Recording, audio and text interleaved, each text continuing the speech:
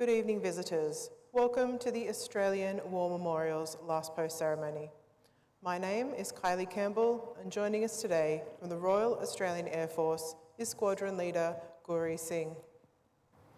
This evening's Last Post ceremony commemorates the 81st anniversary of VE Day, Victory in Europe, the 8th of May 1945. This marked the end of fighting in the European theatre of the Second World War and the final defeat of Nazi Germany. Following the outbreak of war in September 1939, Australians volunteered in their thousands to fight the scourge of fascism. The battle for Europe extended to the Middle East, the deserts of North Africa, the Mediterranean, Greece, Crete, and mainland Europe. For nearly 6 years, Australians fought and died on land, in the skies, and for dominance of the seas, to eventually, at great cost, free Europe. Australian men and women also contributed by serving with other Allied forces in the European theatre, on the home front in the United Kingdom, and with resistance groups in occupied lands. In the war against Nazi Germany and Fascist Italy, Australians suffered some 27,000 casualties, including at least 9,500 dead. Back home in Australia, news of the end of the war in Europe was met with celebration and relief, and hope for the return of prisoners of war. But sentiments remained subdued, knowing Japan was yet to be defeated. Today, we pay our respects to the men and women commemorated here on the Roll of Honour and to the survivors who returned home. This evening, we warmly welcome the delegation of State Emergency Service volunteers in attendance from states and territories across Australia. Representing the Air Force Association, Group Captain Bruce Chandler, retired, and the delegation in attendance from the Cumberland RSL sub-branch. We welcome the veterans who have served, those that are still serving, and the families that love and support them. The live stream of this ceremony is made possible by the Returned and Services Leagues of Australia and the RSL and Services Clubs Association. We welcome members who are watching the broadcast of this ceremony across Australia. During this evening's ceremony, wreaths will be laid at the base of the pool of reflection by visitors to the memorial. Australia's Federation Guard is the tri-service ceremonial unit of the Australian Defence Force. They provide a ceremonial presence at civil and military events and during visits to Australia by foreign dignitaries. The Guard will now dismount the catapult party from the tomb of the unknown Australian soldier.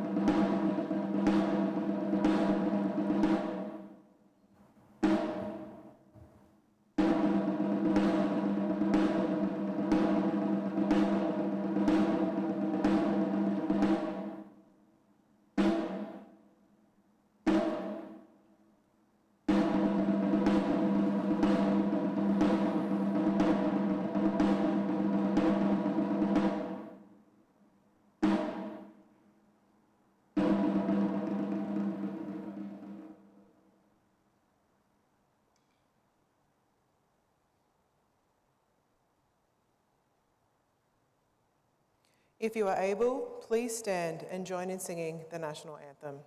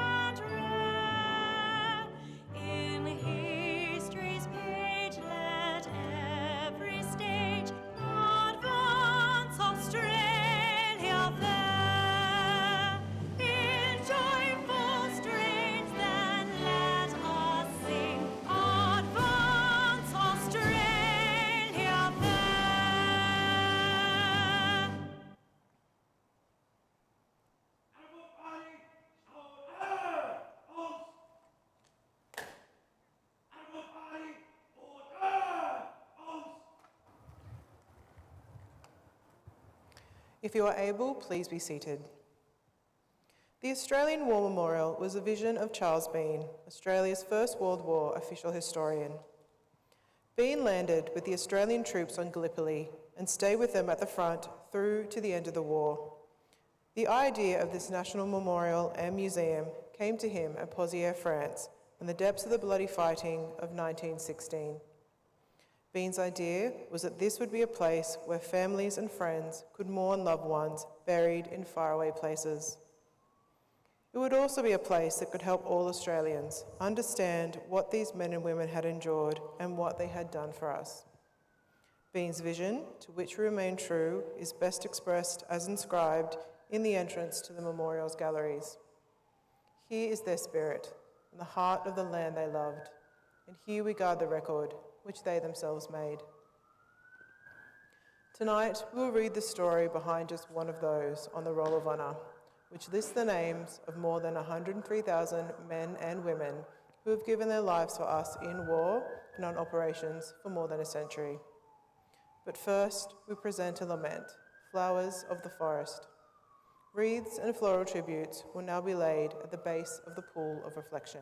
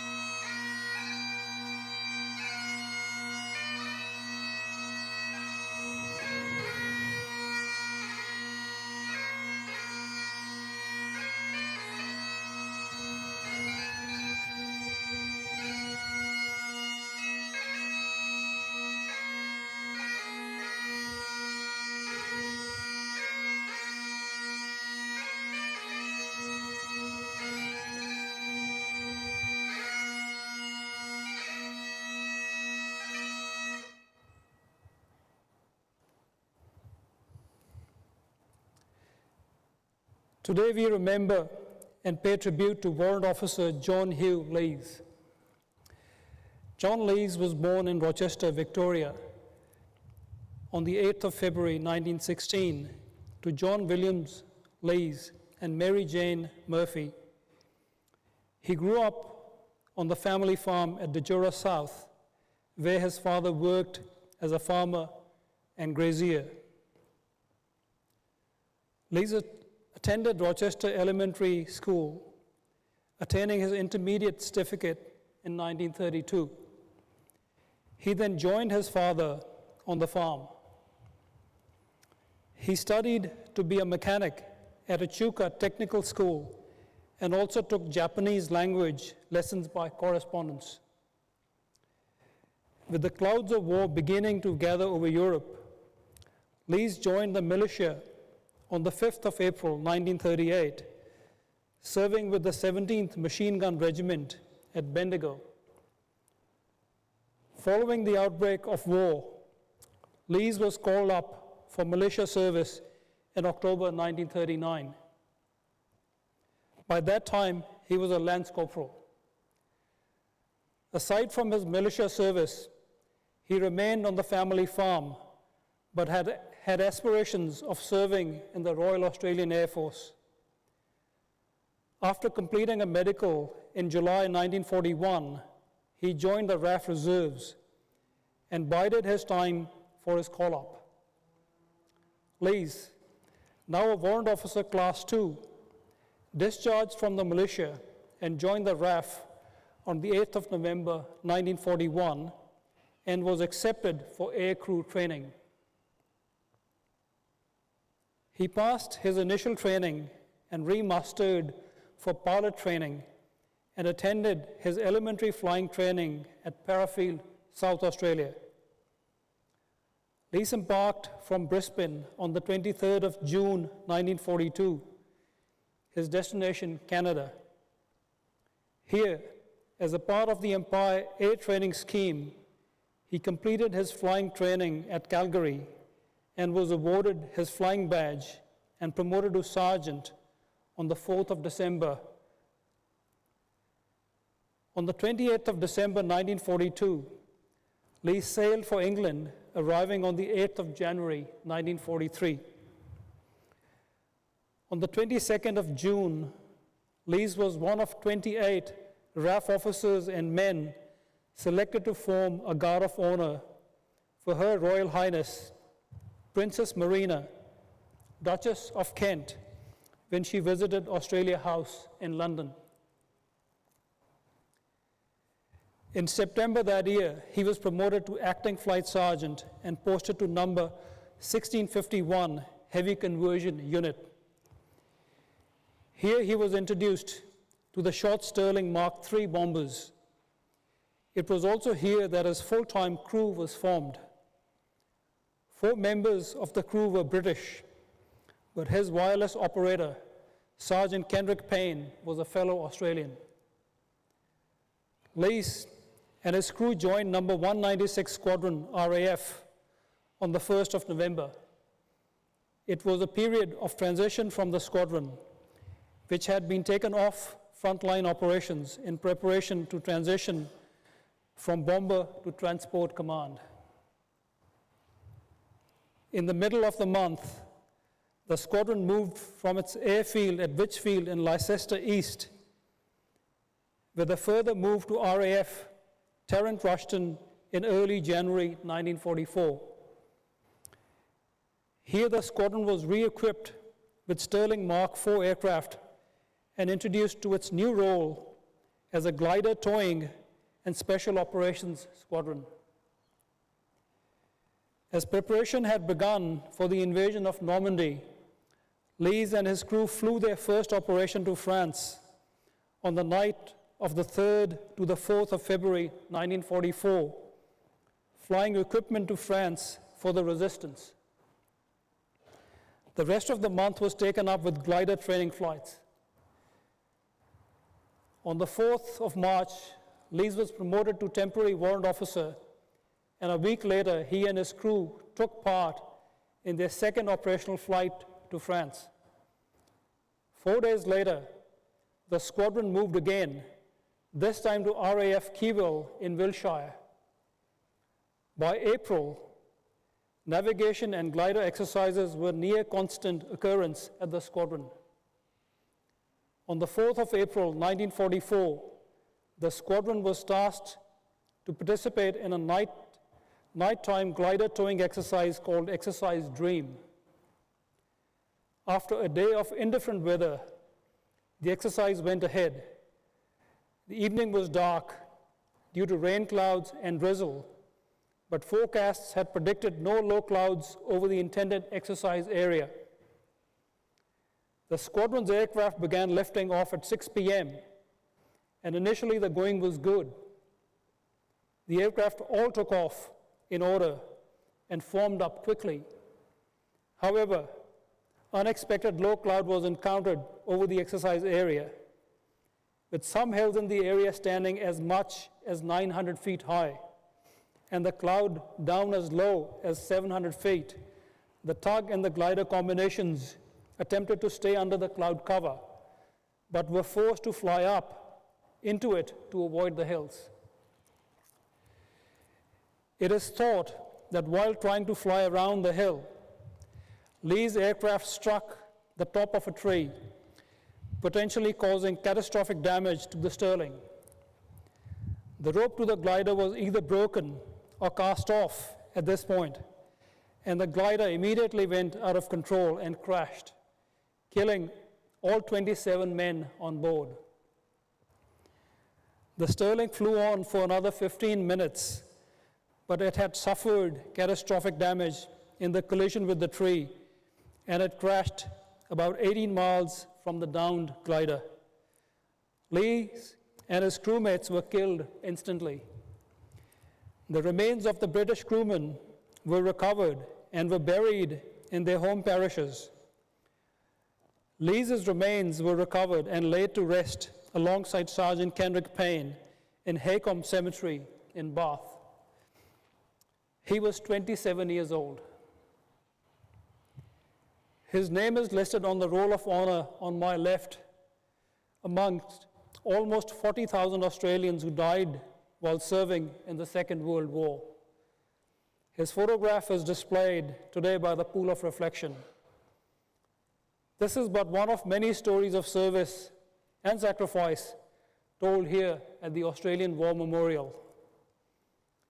We now remember Warrant Officer John Hugh, who gave his life for us, for our freedoms, and in the hope of a better world.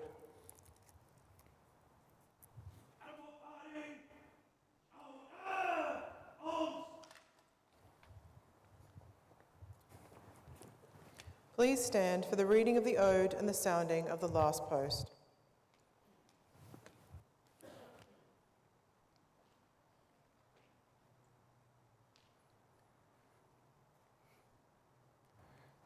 They shall grow not old, as we that are left grow old. Age shall not weary them, nor the years condemn. At the going down of the sun, and in the morning, we will remember them. We will remember them. Animal party, reserve, arms.